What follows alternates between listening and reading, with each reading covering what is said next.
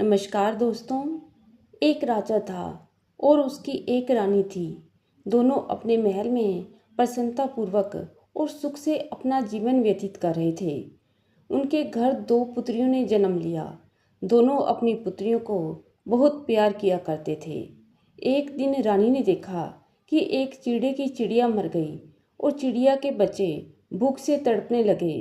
कुछ दिनों के बाद वह चिड़ा अपने घर पर एक और चिड़िया ले आया। उस चिड़िया ने पहली चिड़िया के बच्चों को झाड़ियों में फेंक दिया, जिस कारण उन्हें काफ़ी तीखे जख्म हो गए, जिनसे एक दिन उनकी मृत्यु हो गई। यह देखकर रानी के हृदय में यह विचार आया कि भगवान ना करे मेरे मरने के बाद कभी मेरे बच्चों का भी ऐसा ही हाल ना हो जाए। रानी को अब इसी बात की बड़ी चिंता रहने लगी। एक दिन उसने राजा से कहा, देखिए, आज आप मुझे यह वचन दीजिए कि यदि कभी मेरी मृत्यु हो जाती है तो आप दूसरा विवाह कभी नहीं करेंगे। राजा ने कहा, अच्छा, मैं दूसरा विवाह कभी नहीं करूँगा।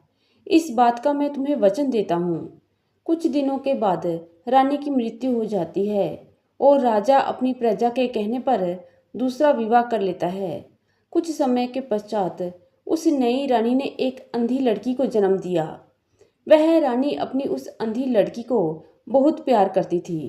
अब नई रानी पहली रानी की बेटियों को बहुत दुख देने लगी। इसके विपरीत नई रानी अपनी कोखजाई अंधी लड़की को हमेशा अपने साथ रखती और उसे सदैव विभिन्न प्रकार के व्यंजन खिलाती थी। नई रानी अपनी सौतीली बेटियों को राजा की गायें चराने के लिए भेज देती। अपनी लड़की के हाथ उन दोनों बहनों के लिए गेहूं का चोकर लगाकर गोबर की रोटी भेज देती। लड़कियां चोकर उतारकर रोटियां फेंक देती और चोकर खा लिया करती। इस प्रकार सोनी और मोनी नाम की दोनों बहनें अपनी माँ की समाधि पर जाकर रोने लगीं। एक दिन माँ की समाधि में से यह आवाज़ आई, बेटियों, देखो, तुम किसी गाय को पकड़कर उसका दूध पी लिया करो। उन दोनों बहनों ने अपनी माँ की आज्ञा का पालन करते हुए उसी तरह से गाय का दूध पीना आरंभ कर दिया।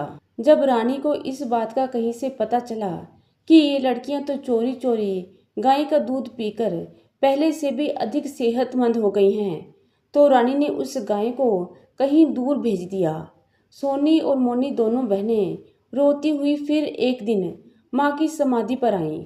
समाधि में से आवाज आई कि इस समाधि से कुछ ही कदम आगे बरगद के एक वृक्ष के साथ एक बेरी खड़ी हुई है।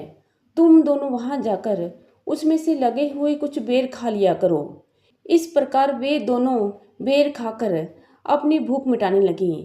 एक दिन जब सौतेली माँ ने देखा कि ये दोनों बेटियां तो बेर खाकर सेहतमंद होती जा रही हैं, तो रानी ने राजा से कहकर वह बेरी ही कटवा दी। रानी ने राजा से यह भी कहा कि मैं तभी जीवित रहूंगी यदि आप इन दोनों लड़कियों को जाकर यहाँ से कहीं दूर छोड़ाओगे। राजा ने रानी की बात मान ली। बहुत दूर जाकर राजा उनसे कहने लगा कि मैं दीर्घ शंका से निवृत्त होकर अभी आता हूँ। तब तक तुम धीरे धीरे इसी मार्ग पर आगे चलती रहो। लड़कियों को आगे चलने के लिए कहकर राजा एक कुएं के ऊपर दुपट्टा लटकाकर चला गया। दोनों लड़कियां बहुत देर तक व्यर्थ ही अपने पिता की प्रतीक्षा करती रहीं, परंतु राजा ना आया। अब वे अपने पिता को खोजने लग गईं। एक स्थान पर दुपट्टा लटका हुआ देखकर उन्होंने सोचा कि हो ना हो यहीं पर हमारे पिताजी हैं, परंतु जब उन्होंने दुपट्टा उठाया तो देखा कि राजा वहां पर नहीं था। वे दोनों रोती हुई जंगल में एक बंदरिया के घर चली गईं। उस बंदरिया के पास कुछ भैंसें थीं। उस बंदरिया ने सोचा कि ये लड़कियां तो मुझसे मेरी भैंस छीनने के लिए ही आई लगती हैं। यही सोचकर उस बंदरिया ने उन दोनों लड़कियों से झगड़ा कर लिया। लड़कियां ताकतवर थी, इसलिए उन्होंने बंदरिया को मार भगाया और उसकी भैंसों को स्वयं संभाल लिया। इस प्रकार ये दोनों बहनें आपस में मिलजुल कर अपना गुजारा करने लगीं। यदि छोटी बहन मोनी भैंस चराने के लिए ले जाती थी तो बड़ी बहन सोनी उसके पीछे घर संभालती थी। एक दिन किसी देश का राजकुमार शिकार खेलते हुए उस जंगल में आया और उसकी भेंट सोनी से हुई। राजकुमार ने सोनी से पूछा कि क्या तुम मुझसे विवाह करोगी?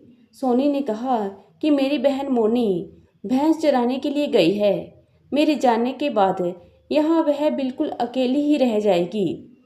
इस पर राजकुमार ने सोनी से कहा कि तुम अपने पीछे सरसों बिखेरती चलो, वह अपने आप राह देखती हुई तुम्हारे पीछे आ जाएगी। इस प्रकार राजकुमार ने सोनी को अपनी रानी बना लिया। उधर मोनी सरसों के पीछे पीछे आने लगी तो मार्ग में राजकुमार के दूतों ने उसे उठाकर किसी जंगल में बांध दिया।